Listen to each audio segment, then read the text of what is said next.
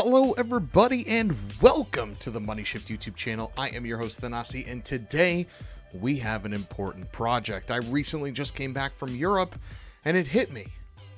Holy cow, Chrysler is in trouble, and today we're going to map out the plan to fix it. Now, this isn't going to be some hyper unrealistic plan where I volunteer everything to be Hellcat powered and all that jazz. No, this is actually realistic given who manages Chrysler, what cars they offer, and what Chrysler can do today. So in this video, we are going to be deep diving into understanding where Chrysler is at today, what their sales are like, who owns them, and then what they can do to change. So without further ado, let's jump right into it. Now, Chrysler's sales have been on the decline since the early 2000s. If you look at this graph over here, provided by carsaleBase.com, in the early 2000s, Chrysler was averaging about 500,000 in sales. That number spiked in 2005 when the brand sold 649,000 cars. Now, if we contrast that to today, well, last year, Chrysler in 2021 sold just 115,000 vehicles, and while that was a 4% net growth, that is a large margin down from where the company was in 2005. But what was Chrysler doing in 2005? What magic were they able to capture? What cars did they offer that proved so interesting that every human being ran out to buy it? Well, let's take a look. In 2005, Chrysler had a couple of machines. Now, they have the Chrysler 300 and 300C, which were the same car, just trim levels. That's why the Chrysler 300 was mainly a fleet vehicle, 6-cylinder, super cheap, starting at $23,000, and then the 300C was a little more premium. The brand also had the Chrysler Crossfire. Now, this was the second Mercedes-based Chrysler vehicle. The 300 is based on a late 90s E-Class, and the Crossfire is pretty much a Mercedes SLK in Chrysler drip. Let's keep it going. The brand also had one small SUV, the Chrysler Pacifica. Then they also had a super cheap vehicle in the Chrysler PT Cruiser, of which they sold like crazy. And then they also had a small sedan in the Sebring and a minivan in the Town & Country. What I'm trying to say here, guys, Chrysler had a wide variety of machines. Didn't have a lot of money, but wanted that Chrysler brand? Boom, you got the PT Cruiser with an MSRP at just $13,630. Want something way more premium, something rear-wheel drive, something smooth, something calm, something cool? You get the Chrysler 300C. You need the practicality for family? You got the Town & Country or the Pacifica. And you want something for the weekend? You got the Chrysler Crossfire. But where is Chrysler today?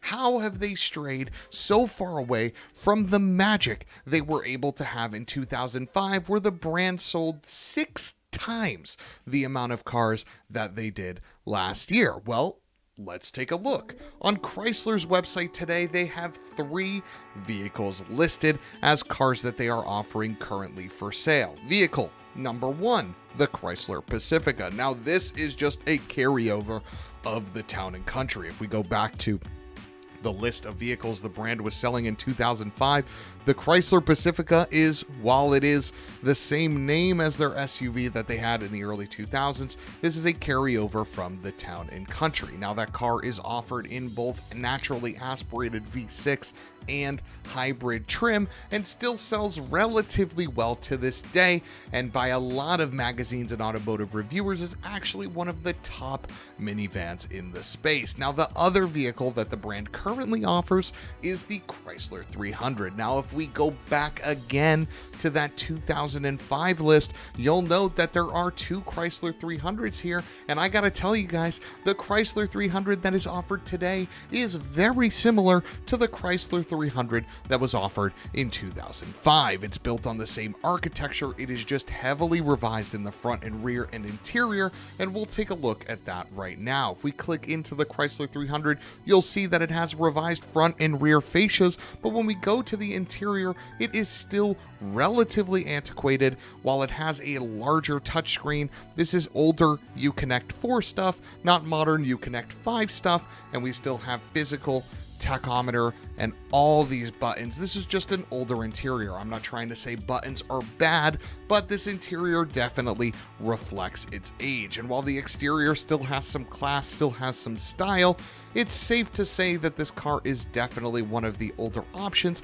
and that is evident by the fact that the majority of sales for the Chrysler 300 to this day are fleet sales to rental car or livery companies. That really is where this car thrives, because companies like that can charge a premium, calling this a mid-size sort of luxury vehicle, even though it costs them 30 to 40 grand, depending on what MSRP they get. It's a lot easier to get one of these and offer it for cheaper than something like a 5 Series, which will cost them more out the door. But if we look at the other vehicle in their offering, the Chrysler Pacifica, you'll actually notice something very different. This car is actually super modern by design terms, and while it's still based on something that has been around for a decent amount of time, the recent facelift that the brand did to the car gave it a really good look and actually brought it right into the future, including this Heckenblenden in the back, which is that light bar that goes all the way across, and then they heavily revised the interior as well, giving it modern TVs in the back, as well as a modern infotainment system.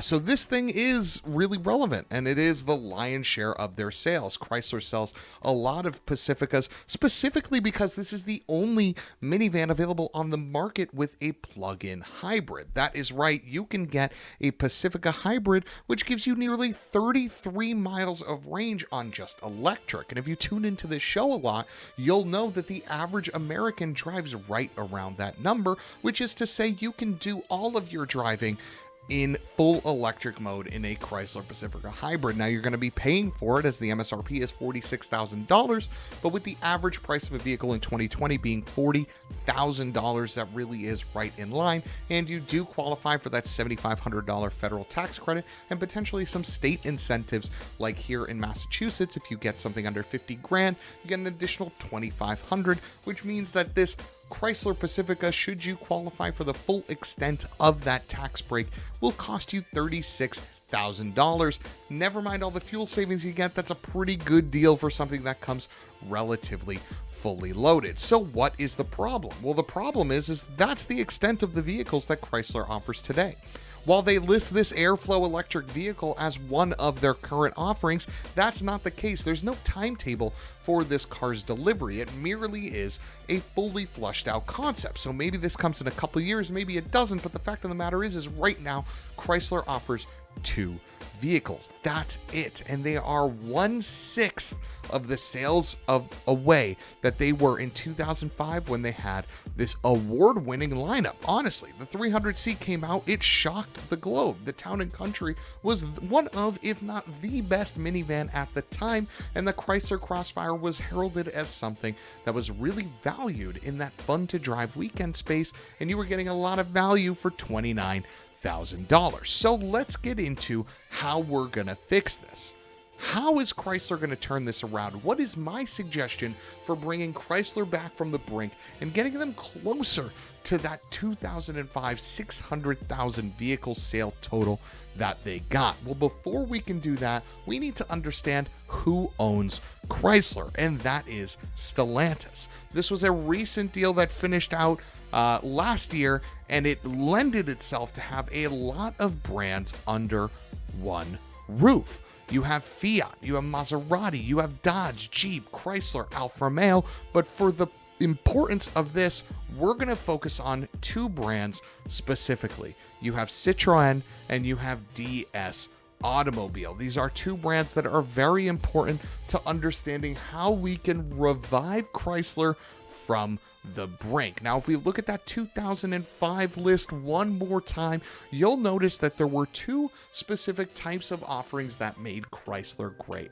There were cheap options in the PT Cruiser and the Sebring, and then there were more premium options in the 300 and the Crossfire. And also there was a premium SUV option in the Pacifica, and then their stable, their bread and butter, the Chrysler Town & Country. Well, right out of the way, the Town & Country doesn't doesn't need to change. The current Pacifica and how that brand has developed that vehicle is perfect, and it sells well. The car itself isn't perfect, but in terms of all the problems that Chrysler has and the perception that we have of the issues for the Chrysler brand, the Pacifica isn't one of them. It's still a market leader, and it does really well to consistently provide innovation to that space that maintains Chrysler as one of the pinnacle brands when you think about minivans. So where does Chrysler need to change? Well, they need to change the 300, they need to bring in a fun option, and they also need to bring in some cheap options. So how are they going to do that?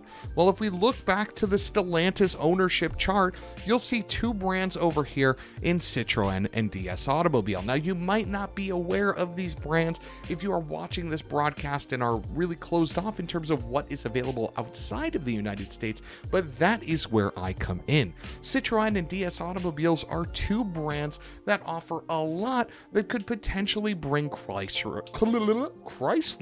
back from the brink. So let's get into what those vehicles are, shall we? If we go over to the fine folks at Citroën UK, you get where we are going to start our journey, and that is in the base model section. We need to find a PT Cruiser replacement, and what other vehicle should we choose from other than the Citroën C3? Now, one of the things that I need you guys to remember as we go through this, okay, is that the vehicles that I'm offering for a solution are not one-to-one. What does that mean? What that means is I don't expect Chrysler to just slap a Chrysler badge on this C3 and call it a Chrysler. I expect there to be a new front face, a new rear end, and potentially some changes to the interior that make it a Chrysler. Think GMC to Chevrolet.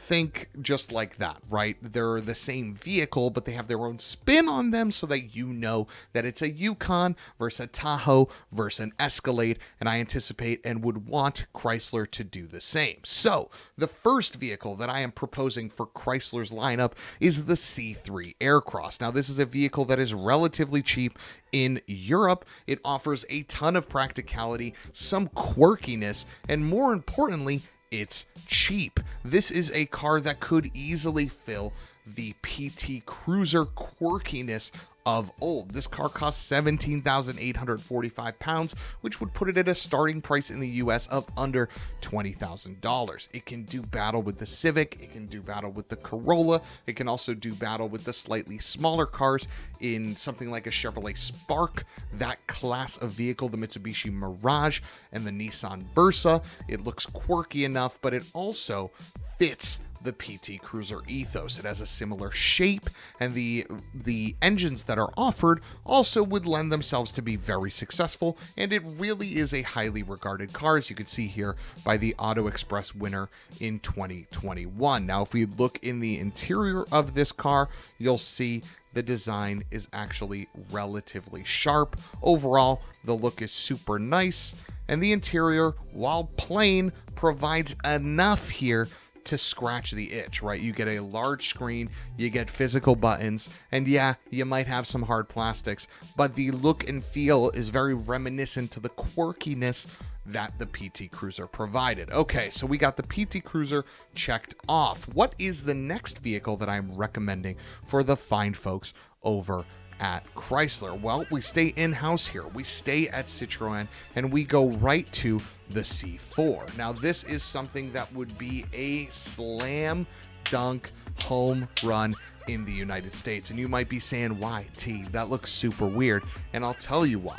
For three specific reasons. Reason number one, the drivetrains in this car. Citroën has been able to develop a vehicle that is not only a plug-in hybrid, but also is full electric or also is gas. It can do all three, and that lends itself to something that could be very successful here in the United States. Currently, in the small vehicle category here, we don't have something that fits all three of those, right? You don't have something that could be an electric vehicle with over 200 miles of range. You don't have something that can be a hybrid. You don't have something that can be gas. We really do have one or the other. We don't really have all three. And that is where this car comes in, because it can do all three. So that's number one. Number two, the look and feel of the Citroën C4 is very, very nice. If you put a Chrysler Airflow style front end on this vehicle, and again, for folks that don't remember, I'm talking about something similar to this, you're in the money. This looks executive, this looks premium, and it is a cheaper price. The Citroen C4 starts well under 30,000 pounds, which means that this car would probably have a base price of something similar to a Honda Civic here in the States. And I don't know about you guys, I love the Honda Civic, but having some difference in the market like the Citroen C4 would be perfect. But what name would I give to this Chrysler? We talked about the C3 being the PT Cruiser. What you guys are looking at right here is the Chrysler Sebring. This would be one of the bread and butters of the brand. This would offer that mid-20 to high 30s space, and it would give families a car to get, and it would give people out of school a car to get. It would give a first car. There's so many different use cases for the C4 that this could fill as a Chrysler Sebring. Okay, so if we go back to that magic from 2005, we have crossed off 3 vehicles off this list. The minivan exists today with the Chrysler Pacifica, and Chrysler knows what they're doing in that regard. The PT Cruiser and Sebring are replaced by 2 models in the Citroen lineup. You have the DS3 and the C4. But what about the other ones? What about the Chrysler 300? What about the Crossfire? What about the Pacifica? Well, we're going to step it up and we're going to go to the premium brand.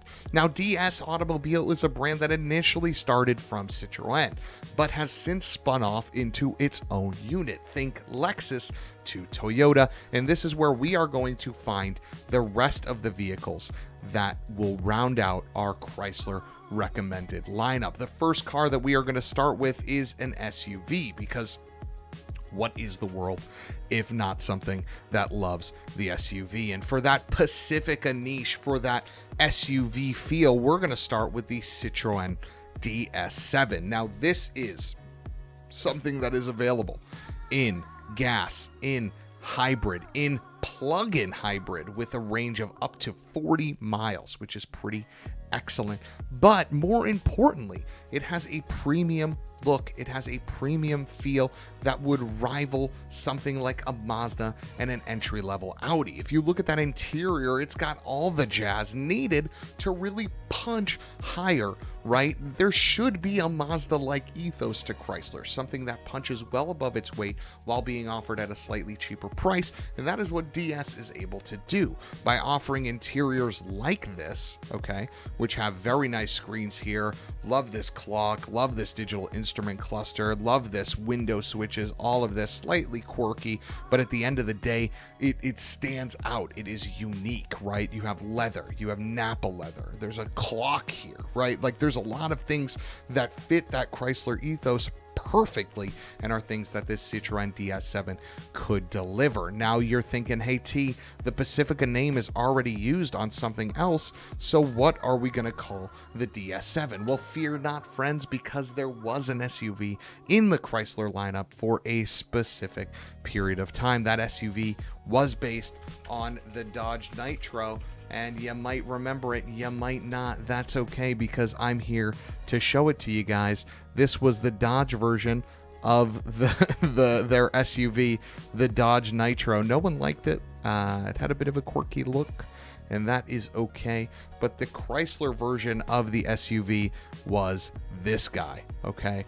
This thing was awesome. This thing was cool. This thing was well respected at the time, and that is where we are going to get the name. That is the Chrysler Aspen. So the Citroen DS7 fills the Chrysler Aspen need, which puts us here. So we have the PT Cruiser, we have the Sebring, we have the Pacifica.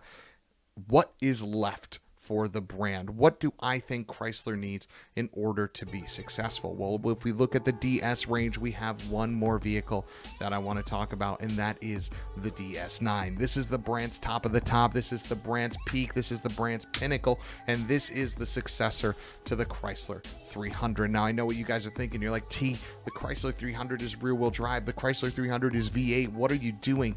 giving me something that isn't any of that? Well, I'll tell you, we're giving you something that is also special. The DS9 is available in all-wheel drive or two-wheel drive and can do 0 to 60 in as quickly as 5.6 seconds, thanks to a plug-in hybrid that utilizes 2 electric motors to give this thing 360 horsepower. That's right, folks, we're getting efficiency. And in order for Chrysler to return back to that $600,000 vehicle sales total that it had in 2005, Chrysler needs to offer something that in this space is lackluster, and that is premium plug-in hybrid sedans. And that is exactly what this DS9 can provide. It is large, it is in charge, it offers electric range, and it gives you a premium look and feel. I mean, look, let's be honest. Let's take a look at these photos, and I'll just scroll through them for you guys, and you tell me, right? Do you think this car has the luxury chops to fill the Chrysler 300 umbrella? Because I think it does. I think it looks amazing. The shape is solid, and if you give it a Chrysler Airflow style front end, you're talking about something that fits the bill perfectly. I mean, look at this interior and try to tell me seriously that this isn't a premium option. I love this approach to the center stack with the windows on the left and right, and this driver's display looks great. The steering wheel looks supple and large, and this screen is massive, but it still has physical buttons for the things that matter. Overall, this vehicle is just really well designed. So that's it. Okay, if we go back to this 2005 list, okay, we have the Chrysler Pacifica filling the need for the town and country. We have the Citroën C3 filling the need for the PT Cruiser, the C4 for the Sebring, and then the DS7 and the DS9 for the Pacifica and the 300. And that, my friends, is how we are going to fix Chrysler. Now, Chrysler has been a brand that is one of the most storied franchises for the world, honestly. What Chrysler has been able to provide to the automotive industry from a design perspective and innovation has been really, really awesome, and they can get back to that using Stellantis and using other vehicles within the same organization can inject some life into Chrysler and really give them the tools they need to go back to that 2005 success. I am Thanasi, this is Money Shift, and you just got a deep dive into how Chrysler can potentially reverse its bad luck and go right back to the glory days. If you guys appreciated this content, let me know in the comments. Let me know if there's another brand that you think we should deep dive and look at and give folks an understanding of how they can turn it around. Do you guys agree with my plans? Let me know, and check out some of the other videos on this page where we do deep dives and long-term reviews of cars. All right, we'll talk to you soon. Goodbye.